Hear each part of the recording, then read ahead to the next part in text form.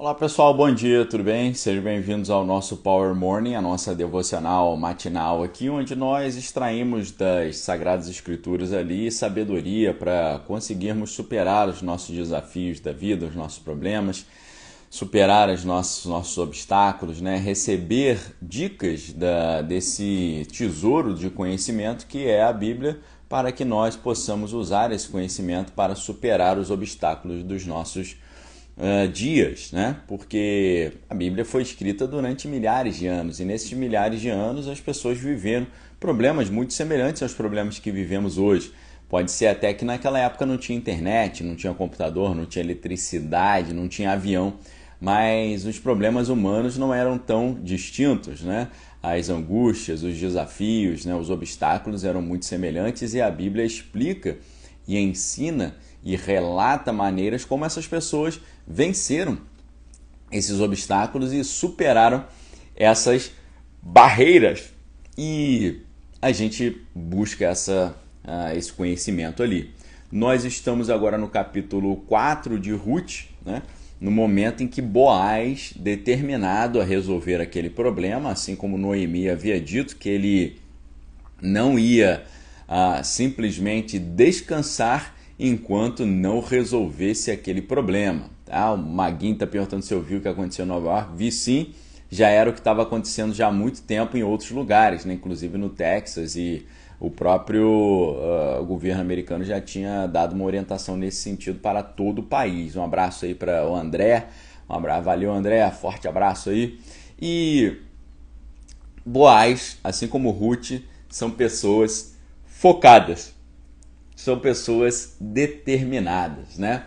O Boaz, ele é pai de Obed, que é avô de Jessé, que é tataravô de Davi. Me parece que os tataravós de Davi, Boaz e Ruth, passaram para Davi essa determinação, passaram para Davi esse espírito resoluto, passaram para o seu tataraneto essa disposição de resolver os problemas. Lembrem quando Davi viu Golias lá ofendendo o povo de Deus, quando ele foi para cima e resolveu aquele problema. Quero dar bom dia para o Edgar, meu sogro, muito obrigado aí pela presença, a todos aí, Rafa Carneiro, Osni, Hilton, Juliana, Cristina, Charlene, Márcia, Carlos, muito obrigado pela presença de vocês. Então, fazendo jus ao seu nome, né? Boaz, nele a força, né? Beoz, ele foi lá e resolveu. Ele procurou o parente mais próximo e falou: e aí, cara, a Noemi voltou lá da terra de Moabe e eu quero comprar as suas terras, que eram do seu marido Elimeleque, e estavam ali para o seu filho, seriam dos seus filhos Malom e Quilion. Só que o direito de comprar é seu primeiro. Obrigado aí, pessoal. Lembrando que faltou o título, coloquei o título aí embaixo, tá bom? Ruth, o poder da superação número 5, a consolidação, tá bom? Obrigado aí pelo lembrete. Então, Boaz chega para esse parente próximo e fala: olha só, cara, a Noemi voltou e eu quero propor a ela comprar as terras dela. Só que você tá na frente, na prioridade, né, para exercer aí esse direito. Você quer comprar as terras dela? E aí o parente falou: eu quero comprar. Aí o Boaz, muito sabiamente, falou... Primeiro ele falou esse assunto, né? Aí ele disse o seguinte: olha só, tem um detalhe. Se você comprar a terra, você vai ter que casar com a Noemi, porque ela tá viúva e tem que casar segundo a nossa lei do levirato. Você tá afim de casar com a Noemi e os filhos que você tiver com ela não serão seus, mas serão considerados filhos do seu parente Malom? Ele falou: não, aí eu não quero não. E Boaz falou: então deixa comigo. Entendeu? Então, esse parente próximo, esse cara não valia nada, porque esse cara deixou de abençoar a família do seu irmão, do seu parente, e ele deixou de ser tataravô de Davi e ancestral do próprio Cristo. Vejam só como é que esse cara era ruim de jogo. Por não querer abençoar o seu parente, por não querer exercer o seu direito ou obrigação, dependendo da ótica de cumprir a lei de Deus, ele preferiu abrir mão desse grande privilégio de ser o tataravô de Davi e o ancestral do Messias, do próprio Cristo. Então vejam como é que muitas das vezes a gente perde na vida excelentes oportunidades, né? Vocês não concordam comigo?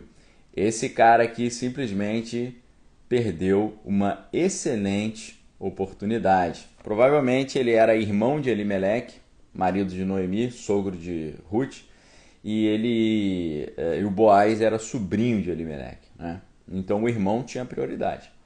O cara no seu egoísmo, né, no seu pensamento ali para dentro de si, ele simplesmente não quis exercer esse direito, né?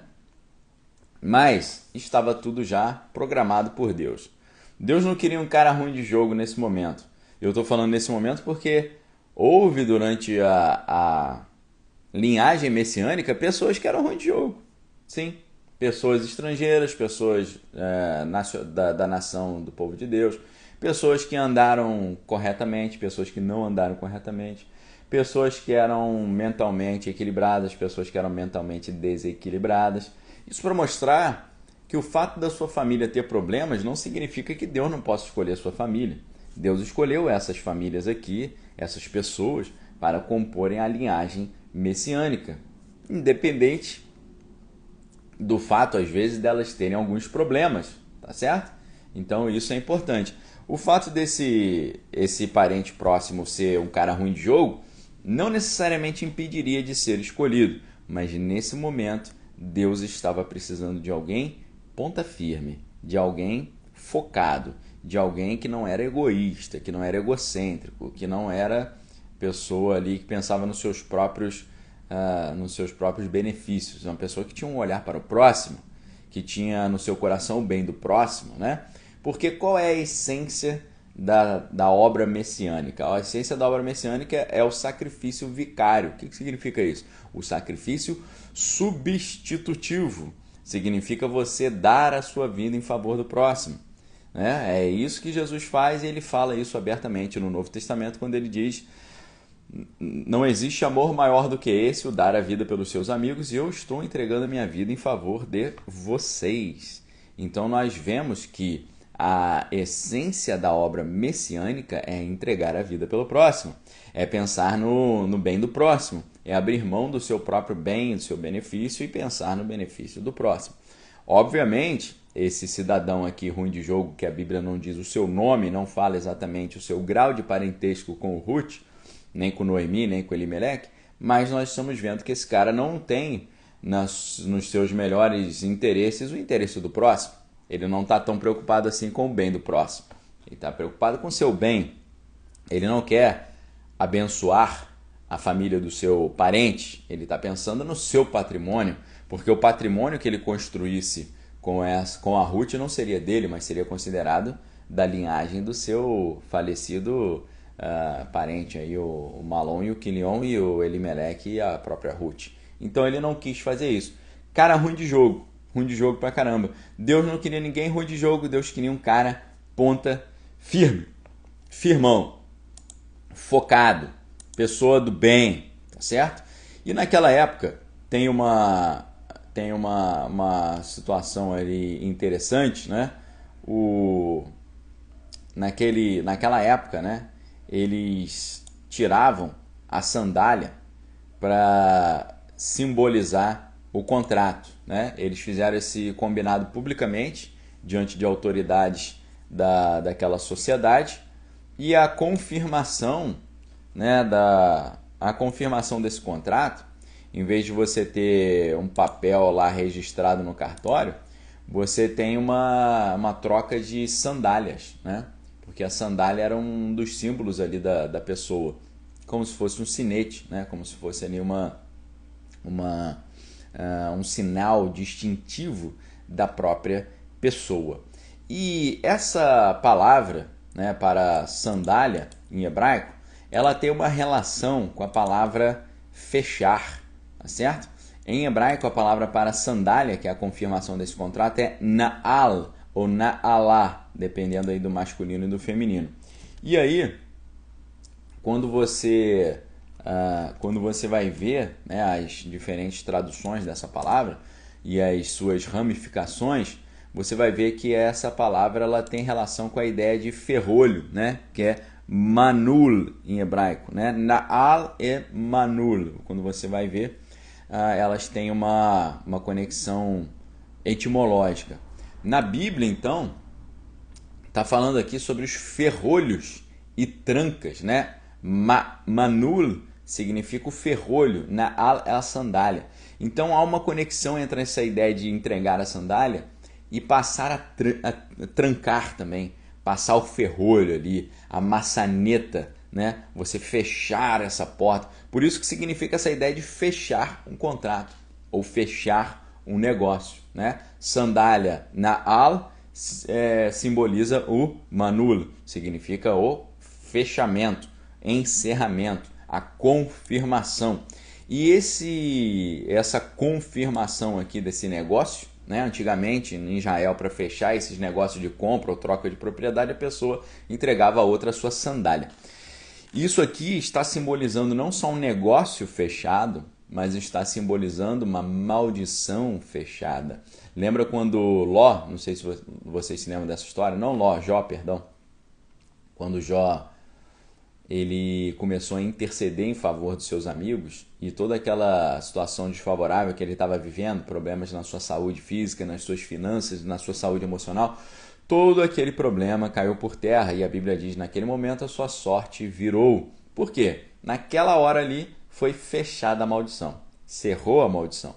Por quê? Porque ele foi fiel. E aqui também, né? A Ruth estava vindo de uma jornada muito difícil, uma mulher numa terra estrangeira, ali perdeu o seu sogro, perdeu o seu marido, perdeu o seu cunhado, estava ali sem fonte de renda, estava ali sem sustento, né? Sem como subsistir, ter a sua subsistência. Duas mulheres viúvas, né? A viuvez e a esterilidade eram consideradas ali coisas malditas naquela época, eram maldições, e elas estavam ali naquela condição de maldição. Porém, quando Boaz fecha esse contrato, e um contrato que o libera para poder casar com Ruth, exercer o cumprimento da palavra de Deus que fala sobre a lei do levirato, quando Boaz fecha esse contrato e pega as sandálias do parente próximo, a Bíblia está dizendo que o negócio foi fechado, mas a Bíblia também está dizendo que a maldição foi cerrada, a maldição foi fechada, ok? E é isso que eu profetizo sobre a minha vida, sobre a sua vida, sobre as nossas vidas. Se você for fiel a Deus, se você cumprir a palavra, a maldição vai ser cerrada, a maldição será fechada, a maldição será interrompida. Onde abundou o pecado, superabundará a graça de Deus, tá certo? Deus traz restauração, restituição, ele traz saúde, ele traz cura, ele traz prosperidade, ele traz alegria, ele traz mansidão, domínio próprio, longanimidade, benignidade, bondade, paz e todo o fruto do Espírito em nome de Jesus, amém? E é assim que acontece, quando Deus fala, está consumado, acabou, em nome de Jesus, cerrou, fechou a época ruim da história de Noemi e de Ruth. O Boaz disse às autoridades, hoje vocês foram testemunhas que eu comprei de Noemi tudo que era de Elimeleque, de Quilion e de Malom. Também eu vou casar com Ruth, a moabita, viúva de Malom, para que a propriedade continue com a família do falecido. Assim o nome de Malom será sempre lembrado no meio desse povo e na sua cidade natal. Hoje vocês são testemunhas disso. E todo mundo respondeu, sim, nós somos testemunhas, né? E as autoridades disseram a Boaz, o Senhor faça com que essa mulher que veio para o seu lar seja como Raquel e Leia, que deram muitos filhos a Jacó, tornando-se assim as mães da nação israelita, que você seja rico e famoso em Belém, Efrata, que os filhos que o Senhor lhe der nesse casamento façam com que a sua família seja como a família de Pérez, filho de Judá e de Tamar. Olha só, as autoridades daquele local abençoaram a vida de Boaz e de Ruth para que eles fossem prósperos, abençoaram, vocês vejam, a Ruth como se fosse própria Raquel e Léia, esposa de Jacó, né, as mães da nação israelita. E abençoaram também o fruto dessa união, profetizando algo poderosíssimo. E esse algo poderoso que foi profetizado ali, o reconhecimento da dignidade dessa família, se cumpriu. Porque 2 gerações depois disso aqui, virá Davi. Na primeira geração vem Obed, na segunda geração vem Jessé, na terceira geração vem Davi. Vejam que coisa poderosa que foi gerada aqui. Deus estava procurando uma mulher de fibra. Deus estava procurando um homem resoluto. E ele encontrou com esses dois aqui a dupla perfeita. Ele encontrou Boaz, que significa do hebraico nele a força, com a Ruth, que significa amiga. Imagina qual é a consequência de um casal desse. Eu pergunto para vocês, o que vocês acham que sai do produto? Qual é o produto da soma dessas duas variantes? Nele, a força, né? E a amiga. Pense assim, força de Deus e amizade com Deus. O que sai disso? A Bíblia vai responder o que sai disso, né? A Bíblia fala, Boaz levou Ruth para casa, para ser a sua mulher, eles se uniram e o Senhor deu a Ruth a bênção de ficar grávida e ela deu à luz um filho. E as mulheres disseram a Noemi, louvado seja o Senhor que lhe deu hoje um neto para cuidar de você, que esse menino venha a ser famoso em Israel. Tá? Eles profetizaram isso e o neto desse menino foi muito famoso. Que esse menino seja famoso em Israel, que ele seja um consolo para o seu coração, ele dê segurança na velhice, porque ela não tinha provisão nesse momento, agora vai ter. A sua nora, a mãe do menino, a ama, e ela vale para você mais do que 7 filhos. Noemi pegou o menino no colo e cuidou dele.